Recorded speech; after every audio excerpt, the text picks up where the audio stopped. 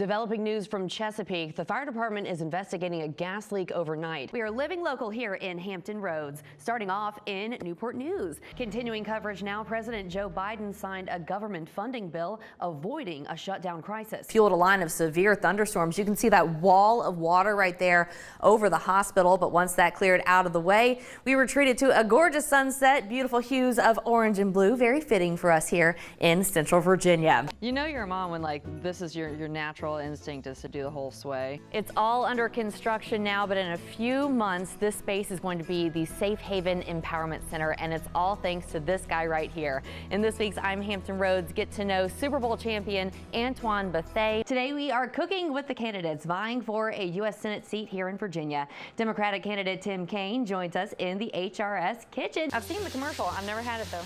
Oh my gosh! What do you want people to know about domestic violence? We hear people say so often, well, why didn't they just leave? What do you want people to know, the stigma surrounding it? If you're a fan of The Simpsons, you have our next guest to thank, at least partially. I'm joined by the woman of the weekend. This is Sandra Gardner. Does it look like my legs are two completely different colors? You see this? What's going on? It's because they are. I thought I would do a little self-care yesterday. I've been feeling under the weather, and I thought, you know, make me feel better, I'll put a little bit of self-tanner on. And I did, everywhere except for one entire leg. Tara Wheeler shows no signs of contempt. In fact, her neutral expression registers as almost 49% happy. Now let me get out of the way, me and my big belly, so you can see what's happening as you walk out the door on Friday morning. The candle's $24. She's not letting it go, Isaac. I warned you coming into the show today that she was hot about this. I'm like, oh, she's going to come in hot Hotter today. than a candle wick. Hotter than a candle wick. I'm always nervous when I sing the national anthem because it's such an important song, and it's not my song, and it means a lot to a lot of people. For the land of the free and the home of the brave. We are so lucky to do this job and to be able to get out there in the community and meet so many incredible people and have so many amazing experiences. I mean, that just watching that back made me remember how lucky we are. Now, from the station on your side, you're watching Wavy News 10. Developing news from Chesapeake. The fire department is investigating a gas leak overnight. It closed the Stonebridge Plaza Shopping Center in the Western Branch area. Crews first responded to Portsmouth Boulevard around 8:50 last night. They had gotten reports that a gas meter was hit by a car, causing a major leak. Businesses were evacuated. Firefighters worked with Columbia Gas Company to secure the leak. We're working to find out if the shopping center will reopen this morning. Portsmouth police are investigating a deadly shooting. It happened yesterday just after 5 in the morning on Garrett Street. Police say they found a man who'd been shot. He died at the scene. Police say there's no threat to the public and investigators are not looking for suspects. Continuing coverage this morning on the shooting that took the life of a 21-year-old in Newport News. Police say Amari Maxwell died after he was shot on Traverse Road. 10 on your side's Keegan Hughes spoke with the family. President Joe Biden signed a government funding bill avoiding a shutdown crisis. The bill includes $100 billion in disaster aid and a one-year extension of federal farming programs. It does not include a debt limit extension, which President-elect Donald Trump wanted. House Speaker Mike Johnson says Trump is happy with the outcome overall. The president released a statement yesterday saying the agreement is a compromise. New this morning, Trump named Chad Mizell as his pick for Chief of Staff at the Department of Justice. Mizell will get a second time to work under a Trump administration. He previously served as General Counsel and Chief of Staff at the Department of Homeland Security. Mizell will work with the President-elect's Attorney General nominee, Pam Bondi. Trump shared a statement on social media congratulating Mizell. The President-elect said Mizell is, quote, a MAGA warrior who will help bring accountability, integrity, and justice back to the DOJ. Coming up on Wavy 10 News today, on hold before the holidays, Amazon workers are striking at delivery hubs across the country. Find out how this could affect your holiday shopping. But first, we are living local in Hampton Roads. Find out about some events going this weekend when we come back. It may surprise you, but for years, the infant mortality rate in Charlottesville has been significantly higher than the state and national averages. So what's putting these babies at risk and what's being done to stop this disturbing trend? I met with community leaders who are trying to make a difference. A healthy baby, it's all any mom wants. But for too many women, a lack of basic prenatal care can derail those hopes before their child is even born. If a woman has no prenatal care, she's 5 times more likely to have her baby die in the first year of life. Nationally, an average of 6 babies out of every 1,000 die before their first birthday. In Virginia, that number is slightly higher, 6.2. For years, Charlottesville's infant mortality rate has topped the state and national averages, spiking at 9.1 as recently as 2010. And even more troubling, when you look at the statistics for babies born to African American mothers in Charlottesville that same year, it was nearly 30. Every time any infant is born unhealthy or, God forbid, passes away, that's something that's significant, and we won't stand for that in this community. With such esteemed healthcare organizations like the University of Virginia Medical Center and Sentara Martha Jefferson Hospital, it is mind-boggling that a community like Charlottesville has dealt with such a high infant mortality rate. That's why local organizations decided to gather up all that expertise to figure out why these babies are dying and how to stop it. We found that a lot of pregnant women weren't accessing prenatal care for a number of different reasons. Some families aren't used to doing that. They say, I'll go to the doctor when it gets closer to my time to deliver. Why should I take time off work or, take a risk of spending money I don't have to get prenatal care? I feel fine. A health impact team was created to connect women in what they found were high-risk communities with the resources that could help them have healthy pregnancies. It's not just about putting up a sign that tells people to access prenatal care. It's about really going into communities and whatever obstacles moms have, helping them overcome those obstacles. And it's working. The following year, the infant mortality rate for African Americans dropped from nearly 30 to just over 8. Oopsie. Erin Cook credits these programs with helping her with her 2 daughters, 3-year-old Genesis and newborn baby Aubrey. I've learned a lot through prenatal care. I didn't know that there was so many things that needed to be done, like making sure you're taking your prenatal vitamins, making sure you're going to your appointments, and they'll also help you get there if you need to. It goes further than doctor's appointments. Through these programs, women are taught proper nutrition and are even connected with resources to help them stop smoking or address any potential substance abuse issues. The support doesn't stop after the baby's born. In the beginning, I didn't really have any experience with taking care of kids as a mom. So they helped me know what I'm supposed to do, helped me introduce me to different programs like United Way, through the United Way Scholarship for daycare, which I just got approved for. The programs seem to be working. Recent data continues to trend in the right direction. We hope that we're having an impact. We know there's still a ways to go because losing even one infant is a big tragedy. After taking up this cause, the Health Impact team realized that most moms and dads just really want to be good parents. And there are so many resources out there in our community that can help make that happen. So if you are pregnant, ask for help. Contact the United Way to be connected to these programs that can help you and your baby. Head to newsplex.com. Click on the story. We've got all the links available there. Come on, Cassie. Cassie Roop is the epitome of health and fitness, fresh off a second-place finish in the OCB Colonial Open in Williamsburg.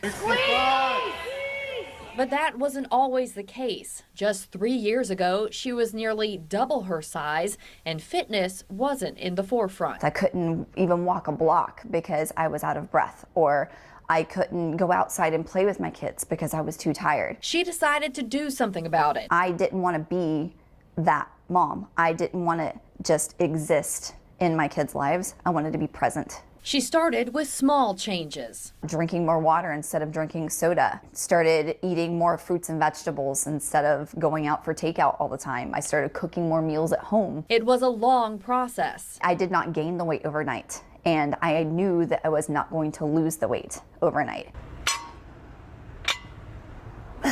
Slowly but surely, the pounds started to come off. The benefit of it was that I started feeling better.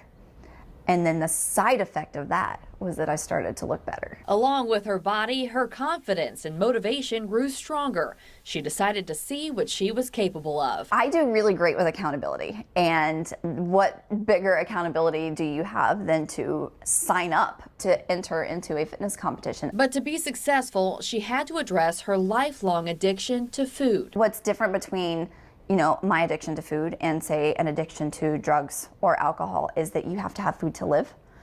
And your addiction is around all the time. And so it's all about having to change your mindset and your relationship with food. Turkey pepperoni. Now, as an athlete, I use food as fuel. As Cassie says, you can't outwork a bad diet, so she got creative in the kitchen to give her favorite comfort foods a healthy spin. These are protein fudgy brownies, and it's literally made out of, you know, stuff like protein powder. Her children are getting on board with the healthier lifestyle too. That just shows me that I'm doing what I'm supposed to by leading by example for them. She's got some advice for those looking to follow in her footsteps. Do not let the scale dictate your success. There's going to be fluctuations, but I promise if you keep going, it will happen. You only fail if you give up. All of her patience and preparation paid off. She stepped out on the stage for her first fitness competition more than 100 pounds lighter than she had been 3 years ago. I've learned that I am stronger than I ever thought possible. I proved to myself the day I stepped on that stage that I can do it. And that feeling was one of the best feelings that I have ever felt in my entire life. School dress codes have recently come under scrutiny nationwide, and most of us can agree young people need rules, but some worry that the dress codes unfairly target female students and arbitrary guidelines leave the rules open for selective enforcement. I look into both sides of the story in this special report. You should be able to express yourself at the same time, but you should not expose yourself. Students at Monticello High School sounding off about their dress code. Tight jeans wouldn't really hurt somebody. Unless it does hurt somebody, then it shouldn't really be a problem. Their principal, Dr. Jesse Turner, says the rules are an essential part of preparing his students for the adult world. Part of what we want to try to do at all times is help young people to have an avenue to express themselves. But also, especially at the high school level, we're trying to set a standard for how they should dress after high school. But how important is enforcing a school dress code? Is it important enough to pull a student out of class and have them miss out on learning? If a child is dressed in a way that causes a distraction, then it needs to be addressed. I don't think it's helping anyone by pulling her out of class and stopping her learning when maybe it's the boy or the teacher that's uncomfortable about it. This outfit got Addie Brewer pulled out of class at a local private school. She says students should be able to wear whatever they feel they can learn best in. If she feels like it's appropriate and if she feels comfortable in wearing it outside the house, and I don't see what any other problem is. Addie's mom is former Commonwealth's attorney Denise Lunsford, who's been criticized herself for her choice of clothing. She worries that this kind of dress code enforcement will set a precedent that what you wear is more important than what you do. I mean, we worry about whether someone wears a skirt that is considered too short or too tight. On the other hand, we criticize women who wear pantsuits and things of that nature, and the focus sometimes seems to be so much on the wardrobe of professional women that their professionalism and the fact that they do a good job or they don't do a good job is lost in that process. You should dress the way you want to be treated. How I look and how I present myself sends a message. Lunsford says some could take that mentality too far, even contributing to rape culture and victim blaming. Time and time again, both as a prosecutor and as a defense attorney, I have heard with respect to a sexual assault, well, how was she dressed? Dress codes can't be a way of telling female students that it's their job to control males' impulses or distractibility. Dr. Joseph Allen is a psychology professor at UVA. He says dress codes are also vulnerable to selective enforcement. The student who's the great student versus the student who's kind of annoying the teachers, the latter is more likely to get picked up for a dress code violation. Principal Turner says their school only has a handful of dress code violations each day. His main concern is that students are coming to school ready to learn. There's a time and a place for all types of dress, but when you're in school, it's more of a it's relaxed, but it's also about showing that you are prepared and you're respecting yourself. Dr. Allen suggests parents and educators work together with students, hearing them out, but not necessarily giving up control. Adolescents will always do best if they feel like they've had input and if they feel like they've been listened to. It doesn't mean that you have to agree with them. Plenty of sun out there today, as you can see on our JES Tower Cam Skyline Network over Sentara Martha Jefferson Hospital. All that sunshine got temperatures up to 98 degrees in Charlottesville and fueled a line of severe thunderstorms. You can see that wall of water right there over the hospital. But once that cleared out of the way, we were treated to a gorgeous sunset, beautiful hues of orange and blue, very fitting for us here in Central Virginia. Now, another reason for the severity of those storms was how humid it was outside. Our current dew point is 68 degrees. Very uncomfortable, but we were in the oppressive category earlier today in the lower 70s, something we definitely felt and will continue to feel tomorrow. Looking at our radar right now, you can see there go those storms that swept through our area, now well to our south and east and significantly losing strength.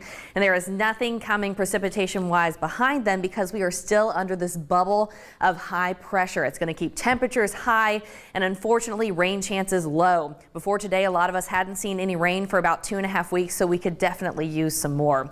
You can see where that rain has hit though. 70 degrees in Stannersville currently, as well as Orange, 73 in Louisa, 72 at Lake Monticello, and in Charlottesville, still 78 down in Dillon, 77 in Richmond. You can tell the rain not having a big impact there. As far as future chances for rain, tomorrow evening, we do have a chance for some pop-up thunderstorms similar to what we saw today.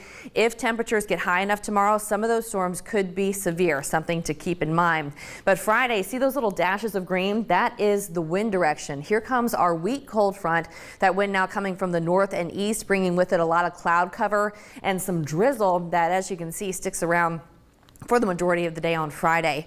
Talking temperatures now, it is going to be a hot one tomorrow, waking up to temperatures in the 70s and 80s and then skyrocketing to the 90s by the middle of tomorrow afternoon. But look what happens when that cold front comes through. We'll wake up to temperatures only in the 60s and many of us widespread 70s throughout the day on Friday. Now, a lot of those cooler conditions will stick around for at least the first half of your day on Saturday. But if you're heading out to that UVA versus Florida State football game, plan accordingly, because here comes a change in the wind direction. Temperatures are going to increase as the day goes on Saturday. We're going to reach the middle 80s, so plan ahead for that one. Getting you out the door tomorrow, summer's still hanging on right there. It's going to be hot when you wake up. Mid-90s by lunchtime, and that heat is just going to stick around. Let's go ahead and look at what you can expect for the rest of the week in our Madison Ford 7-day forecast. There is that heat tomorrow, 95 degrees, a chance of some storms. That's 77 on Friday. Most of us are going to see that, if you see it, at 2 o'clock in the morning. But for the most part on Friday, we'll be hovering right around 70. Temperatures on the rise over the weekend with some chances of storms, and then we hover right back to 90 as we start our work week.